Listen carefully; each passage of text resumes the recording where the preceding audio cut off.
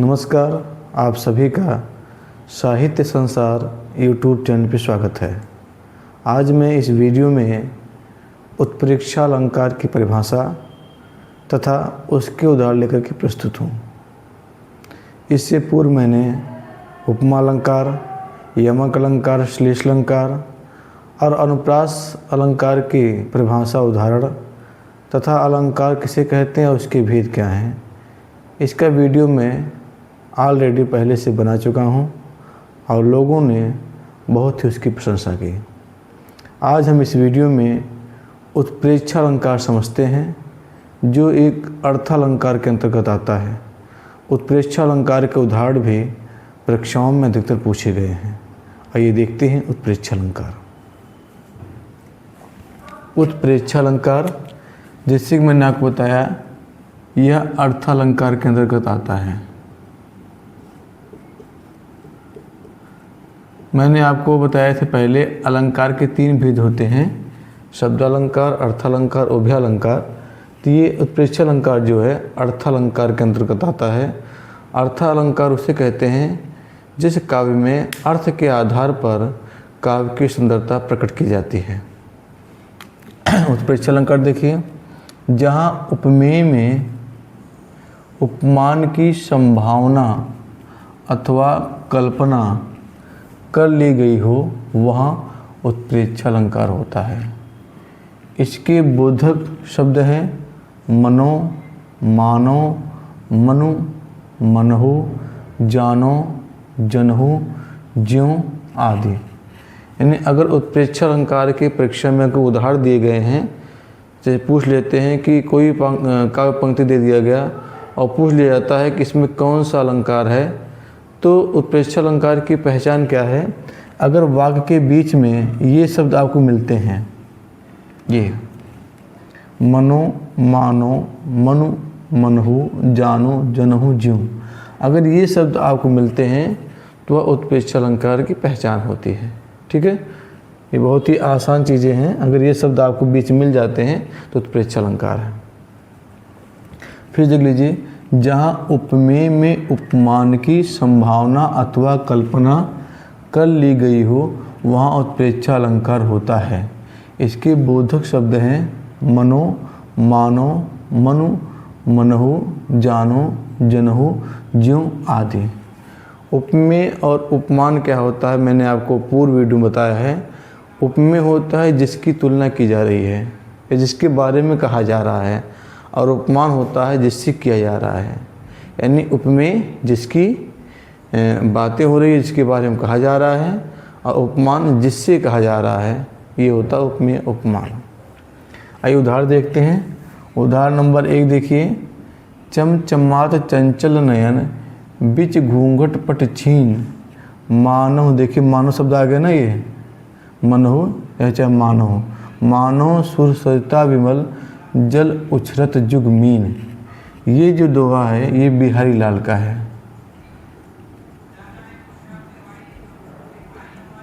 जो रीतकाल के सुप्रसिद्ध कवि हैं, जिन्होंने गागर में सागर भर दिया, जिनके दोहे बहुत ही चर्चित हैं, तो वह दोहा याद देखिए, चमचमात चंचल नयन बिच घूंघट पट छीन मानहु सुर सरिता विमल जल उछरत जुगमीन। पहले हम इस दोहे का अर्थ समझते हैं।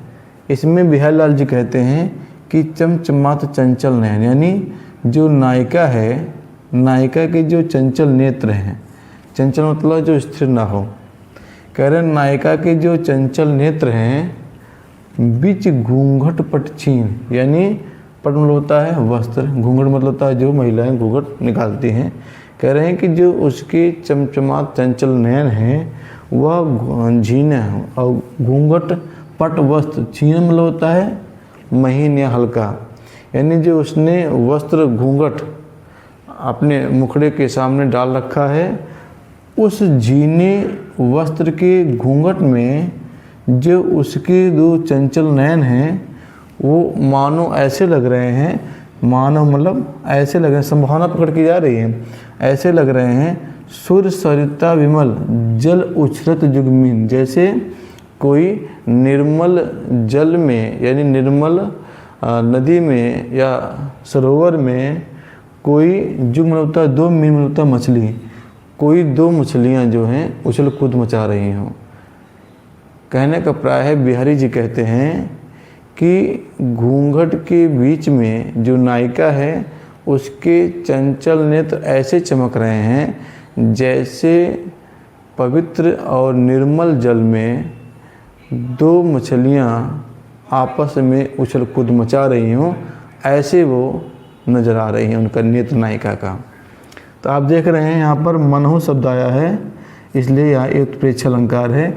यहाँ पर जो है जो चंचल नयन है नायिका का उसकी संभावना प्रकट की जा रही है सूर्य सरिता विमल के माध्यम से, और जुगमीन यानी संभावना प्रकट की जा रही है चंचल नयन की संभावना किससे प्रकट की जा रही है? जुगमीन से, यानी नायिका के जो नेत्रों की जो संभावना है वह जो है 2 मछलियों से की जा रही है, इसलिए यहाँ पर उत्प्रेक्ष अलंकार है। अब दूसरा देखिए, शोभत ओढ़े पीतपट श्याम सलोने गात, मनहु नील मन शैल पर आतप पर प्रभात। ये भी जो है बिहारी लाल का ही दोहा है।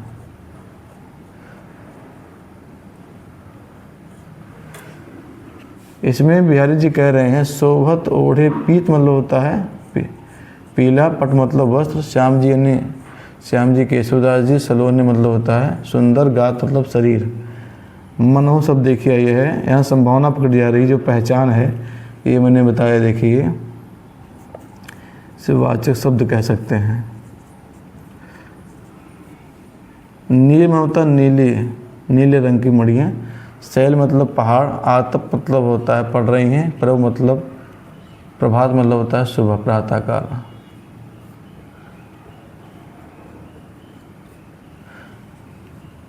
बिहारी जी कहते हैं कि श्याम जी अपने सलोने सुंदर शरीर पर जो पीले रंग का वस्त्र धारण कर रखा है वह मानो ऐसा लग रहा है जैसे कोई नीली रंग की पहाड़ी हो,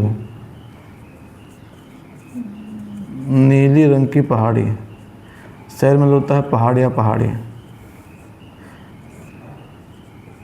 पहाड़ी पर सूर्य की पहली किरण पड़ रही हो।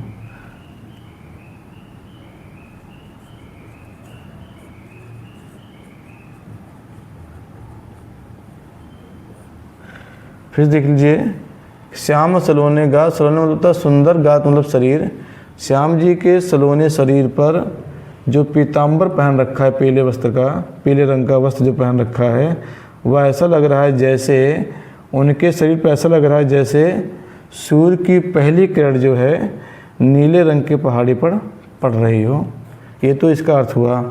तो इसकी पहचान क्या हुई? जैसे मैंने बताया मनहु शब्द आया है, ये उत्प्रेक्षा अलंकार की पहचान है। ये बोधक शब्द हैं, ये देखिए मनु, मानो, मनु, मनहु, जानो, जनहु, ज्यों, ये जो है उत्प्रेक्षा अलंकार की पहचान है।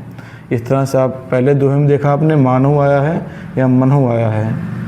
ये मैंने आपको जो है बिहारी लाल के दोहे के माध्यम से आपको बताया कि उत्प्रेक्षा अलंकार कहाँ पर है और कैसे है।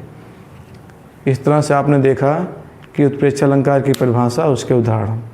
मुझे उम्मीद है कि ये अलंकार आपको ज़रूर समझ में आएगा। जल्दी ही लौटते एक नए वीडियो के साथ, तब तक अपना ख्याल रखिएगा। जय हिंद।